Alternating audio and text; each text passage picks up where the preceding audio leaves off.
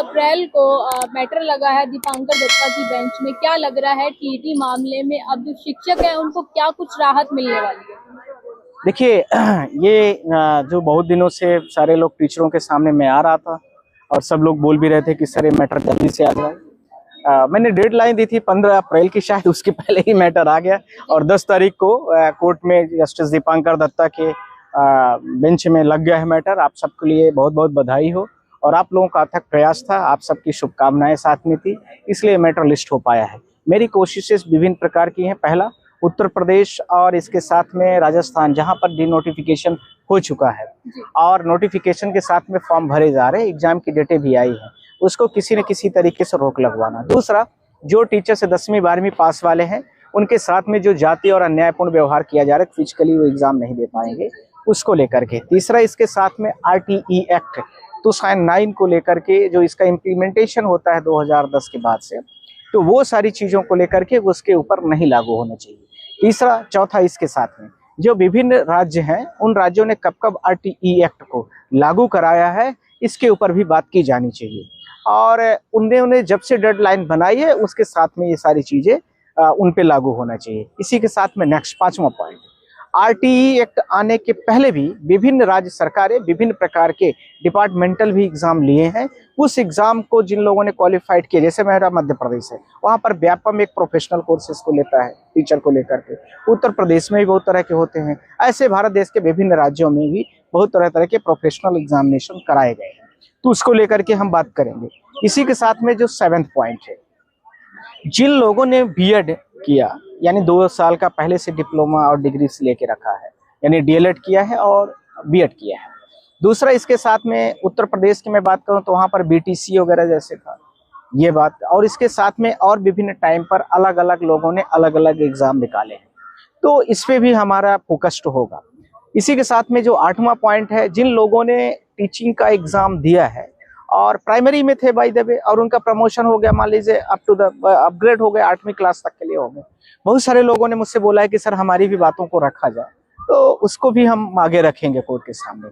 इसी के साथ में 9वां पॉइंट जो है वो ये रहेगा कि ये जितने भी चीजें हुई हैं RTE एक्ट को जब से इम्प्लीमेंट है, इन सबको क्रमशः रिलीफ कोर्ट दे और उसके लिए हमारी पूरी कोशिश होगी। स्टे ऑर्डर फर्दर कराया जाए और इसको लेकर के हम पूरी कोशिश करेंगे और तगड़ी लड़ाई लड़ेंगे।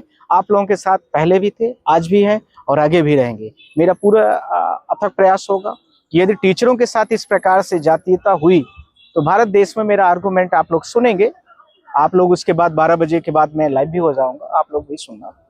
तो उसमें सारे भारत देश के जितने डिपार्टमेंट हैं, चाहे UPSC का डिपार्टमेंट हो, UPSC में बहुत तरह के एग्जामिनेशन होते हैं। दूसरा, चाहे PCS के एग्जामिनेशन हो, चाहे किसी SSC का हो, यानी वनडे एग्जाम वाले जितने होते हैं, बैंकिंग के होते हैं, इसके साथ में और भी पुलिस का हो, आर्मी का हो, सब में इसी प्रकार से व्यवस्थाएं बननी चाहिए। और इवन भारत देश के जो पॉलिटिशियन है उनके ऊपर भी एग्जाम के एक प्रोफार्मा बनना चाहिए, जिससे ये भी एग्जाम को कहीं ना कहीं पर फेस करे और विभिन्न समय पर जो एग्जाम अहर्ताएं दी जाती हैं इनको भी फेस करना पड़े। तो मुझे लगता है कि तब इनको भी समझदारी होगी, वो चाहे कोई भी पद हो, चाहे सुप्रीम कोर्ट का पद हो, चाहे लोअर कोर्ट का पद हो, चाहे डिस्ट्रिक्ट कोर्ट का मतलब पोस्ट हो या कोई भी हो। सर, जिस तरीके से आज शिक्षकों के आगे एक कहीं ना कहीं एक बड़ी समस्या बन गई TET एग्जाम, क्या लग रहा है कि उनके साथ ही क्यों गलत हो रहा है? और जो सरकार है जो ये रूल लेकर आई है, कहीं ना कहीं सरकार को अपने फैसले पर सोचना चाहिए या नहीं? नहीं, सरकार को तो फैसला करना चाहिए। सरकार ने 6 महीने का टाइम भी विभिन्न राज्यों का बिता दिया। आज मेरे पास सुबह बहुत सारे फोन आए, बहुत सारे लोगों ने बोला हमारा स्टेट आ गया है, हमारा स्टेट जो है तो वहाँ पिटीशन फाइल कर दिया है, चाहे उत्तर प्रदेश हो, चाहे मध्य प्रदेश हो या कोई भी राज्य हो। मैंने बोला कि अपने राज्य की सरकार से पूछिए कि उनका डायरी नंबर क्या है या उनका रिट पिटीशन नंबर या कुछ भी है, रिव्यू पिटीशन नंबर जो भी है, जो आप कह रहे हो, तो आप उनसे एक बार पूछ लीजिए तो अपने आप बात आपको स्पष्ट हो जाए। बोले नहीं नहीं सर, वो कह रहे हैं कि हम जाएंगे। जाएंगे क्या शब्द होता है? जाएंगे तो आपके बुढ़ापे तक में कभी पिटीशन फाइल हो जाएगी, उसमें क्या फर्क पड़ता है? ये तो आर्टिकल 32 का आपको कंप्लीट तरीके से पावर दिया गया है। तब तक में आपका रिटायरमेंट हो जाएगा, 10-20 साल में सरकार आएगी, जाएगी, चली जाएगी।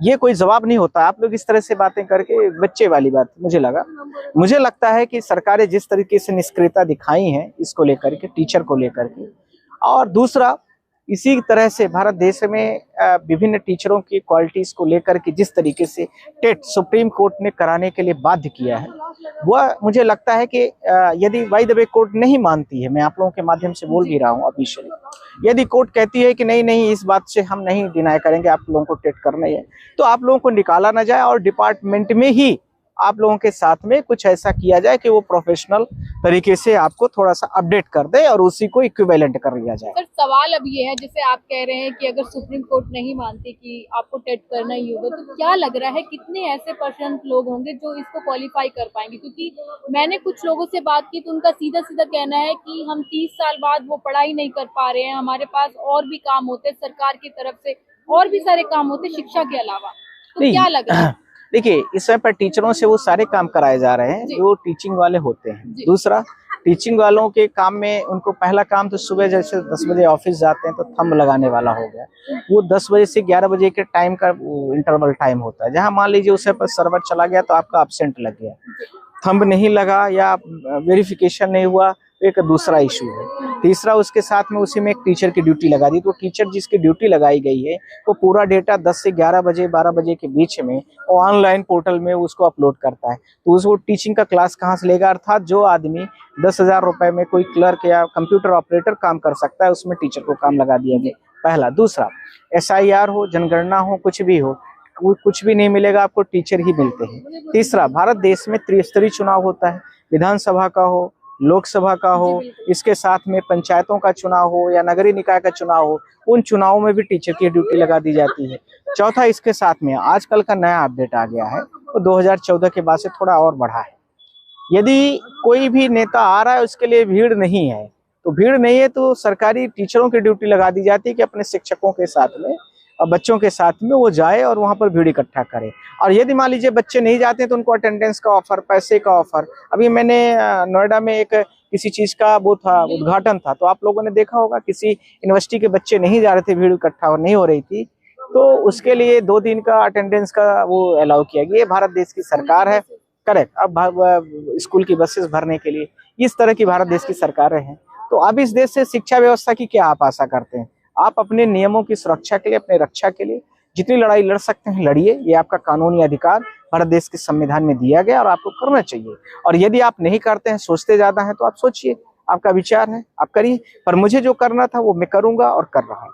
सर एक लास्ट सवाल, 10 अप्रैल को क्या कुछ निष्कर्ष निकल पाएगा? क्योंकि टीचर बेसब्री से इंतजार कर रहे हैं कि उनके हित में फैसला आए। देखिए, ये आपकी बात बड़ी अच्छी है और मेरे 3 चीजों पर पूरा फोकस्ड होगा। पहले की जो 1 सितंबर का 2025 का जो कोर्ट का ऑर्डर है उसमें स्टे ऑर्डर होना चाहिए। दूसरा, इसके साथ में यदि और चीजें कोर्ट इतने नोटिफिकेशन अभी स्टार्ट है, उन नोटिफिकेशनों को अभी स्टे किया जाए। तीसरा, इसके साथ में यदि कोर्ट बातों को नहीं मान रही है तो उस पर कोर्ट हमको क्या ओपिनियन देती है और उसके साथ में हम कोर्ट के साथ में किस प्रकार से कार्य को कर सकते हैं और क्या हम रखेंगे, वो तो आप लोगों को मैंने बोला है कि 12 बजे जब मैं आऊँगा यहाँ पर कोर्ट के सामने कैंपस में, तो आप लोग भी सब लोग जुड़िए और उसमें मैं बात करूँगा और आप लोगों के भी जो मतलब उस समय के सारी चीज़ें इन्फॉर्मेशन के तौर पर रहेंगी वो आप लोग भी सुनेंगे। उसके अब कोर्ट क्या करेगी एग्जामिनेशन, उसके बारे में तभी थोड़ा कहना मुश्किल है, पर मेरी तैयारियां पूरी है और हम उसको पूरी तरीके से अपने टीम के साथ में 10, 20, 25 वकील सब लोग साथ में जाएंगे और उतरेंगे और अच्छे से उसको करेंगे। ये हमारा आपसे प्रॉमिस है, वादा है और हम आपके साथ खड़े हैं।